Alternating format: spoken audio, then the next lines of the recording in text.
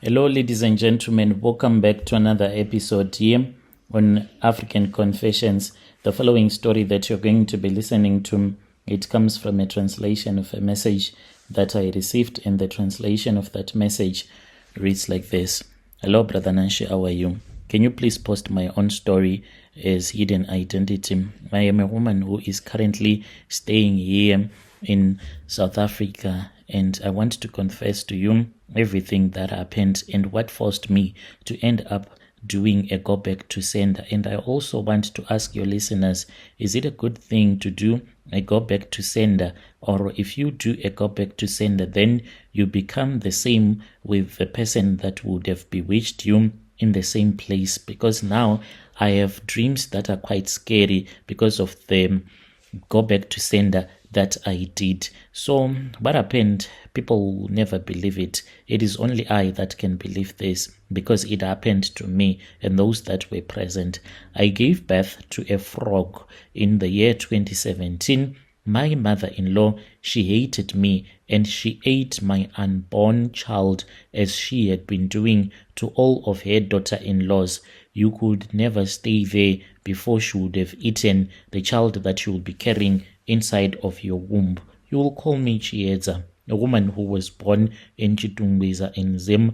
I was born in the year 1992. To this very day, I really do not understand how is it even possible that I carried a frog inside of my womb until the time when I returned to Zim, and then that was when I started to have period pains, and then I saw that I was in labor, and then that was when it came out.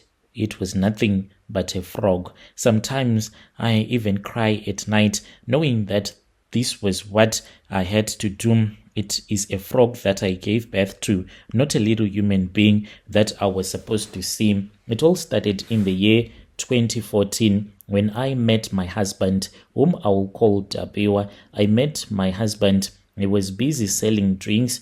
He was working for this other Somalian who had his small spaza shop that was close to the taxi rank, but not like a location spaza shop, but like those ones that they have close to the taxi ranks, which is more like a little grocery store. That was where he was working. I wanted to go and see this other cousin of mine, so I was lost. I did not know which taxi I was supposed to get into. And then I went into that shop and I heard him speaking in Shona. And when I spoke with him in Shona, at first he pretended as if he did not hear Shona. And I said, you do not need to pretend to me because I heard you speaking on the phone. That was when we started to speak with each other. I liked the fact that he was very humbled and he seemed to care for me. He told me that by the taxi rank there were too many thieves and maybe they had already started following me. Against the wishes of his boss, he said that he wanted to take me to the place where I was going to catch the taxis. So he took my bag and then we walked together. I felt like we were already boyfriend and girlfriend. He took me to the taxis and he even gave me 10 rand and he said that you need to use this to pay for the taxi. Within a very short period of time, me and him, we were already staying together with each other. I was working, he was also working at the same time. And then that was when I fell pregnant. You know what happened when I fell pregnant? I saw a group of women. They were 3 at first, these old women. They came and they were wearing black garments, and then they were holding clay pots that were full of bones. And as these women were walking towards the room that we were staying, me and my husband, they started to multiply until they filled the whole yard as if they were calling each other. And then that was when I tried to run. And when I tried to run, that was when I saw that I was wearing a maternity dress, like a white maternity dress. And then they were like, Mira usafamba, as they were singing. That was the song that they were singing, Mira usafamba, as they were singing all together at the same time, which means do not walk, stop walking, do not walk, stop walking. And then I woke up. When I woke up, my mouth was so dry, and all of a sudden, that was when Tapiwa, who was lying right next to you, he started screaming. The way that he screamed, it was so loud and shocking for me. I even forgot about the dream for a little while, and then that was when I came back to my senses. I asked him what he had seen in his dream. He said that he saw that I was pregnant. This was way before I had even realized that I had fallen pregnant, and he was the first one to notice that I had fallen pregnant. After that, that was when I realized that I was having pregnancy symptoms, and I told him that this was what had happened. So me and him, we stayed together, and all of a sudden that pregnancy disappeared. I did not have a miscarriage. You know, you can have a miscarriage where you can see the blood, but no, it did not happen like that. There was no blood, there was no discharge, there was nothing. The pregnancy simply vanished. I went to this other doctor. She gave me this other funny word, and she said it is highly possible that you can have a fake pregnancy. I really do not remember the funny word that she told me. She was trying to comfort me, but I was a broken woman already. After 2 months, when I had that miscarriage, I noticed something strange. My new husband, he stopped being intimate with me. When I asked him, he said that I will do it another day. I am so sleepy, I am tired. Some nights I would wake up, he would be moaning in his sleep, moving like he was having sex with a woman, even sweating, but his eyes would be closed. The scariest part, when I would wake up in the morning, I would see that he would have ejaculated everywhere. I once touched his chest whilst he was sleeping like that. I felt that his heartbeat was not beating normally. It was as if he was dead. My mother-in-law, she hated me from day one. I was the one who tried to initiate contact with her, but when she asked me who I was, and when I told her that I was her son's wife, she was like, I do not have a daughter-in-law, especially you women that go to South Africa from Zim, you end up becoming prostitutes. So what do you want with my son? If you slept with my son, tell him to give you the money that he used on you, and after that, I do not want you to keep on staying with my son anymore. But Nashi, that is what the woman told me. So me and Tapiwa, we got married. It was in 2016 against the wishes of his mother. That was when she started accusing me, and she was like, oh, so you are the one who think that you are very clever. And whenever she would do all those things like threatening me on WhatsApp, I'll just ignore her. And then there was another miscarriage. The second one, it was very painful because I was so hopeful. The pastor had prayed for me and told me that I was going to give birth to a baby boy. And I said, if I can have a child, I'm sure that my own husband is going to be very happy. And then I fell pregnant again. When I fell pregnant, I refused to stay in South Africa anymore. I then told my husband that I wanted to go and stay with my auntie in Waterfalls. So whilst I was staying there, that was when my mother-in-law heard that I was now in Zim. She was like, I want you to come so that you can visit us. Please do come to the villages. She then sent me some money, and then I went and I visited her in the village. My husband, he also came as well. And then at 7 months, that was when I went into labor. Instead of a baby, I pushed out a live frog.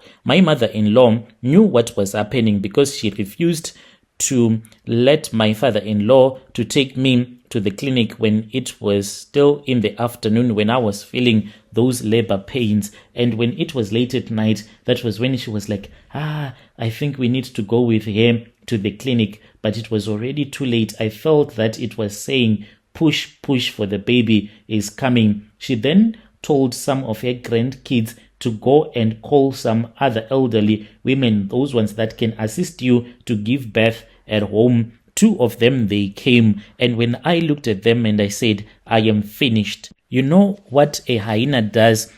When it sees an animal that would have maybe died on its own, saliva will start drooling. That is exactly what was happening. Those women, when they entered in the bedroom where I was, those women, I looked at them and I saw that they had saliva that was coming out of their mouth, and they kept on looking at each other. They came and then they started touching me, inserting their fingers into my private parts, and then they told me to push. I pushed only once and it was not that painful. I just felt that there was something that came out, but I could not understand why that thing that came out was not as big as I expected it to be. It was not even that big, and when it came out, it did not cry. And I said, "My baby, where is my baby?" And everyone was quiet. And then that was when my mother-in-law told me that I had given birth to a child that was dead. She did not say a frog. She wrapped it in a white garment, and she said, when things like this happen, we are supposed to bury it immediately. Right now in the dark, we are supposed to do it before the sun rises up. And they told me that since I had given birth to that creature, I was not supposed to go with them. They went. It was my mother-in-law, the elderly women, as well as the village headman's wife was the one who accompanied them, and one of my husband's relative who was a man. Those were the people that went to bury that frog. Brother Nashi, they only showed it to me only once, and the trauma, it was just too much. They buried it and they returned back.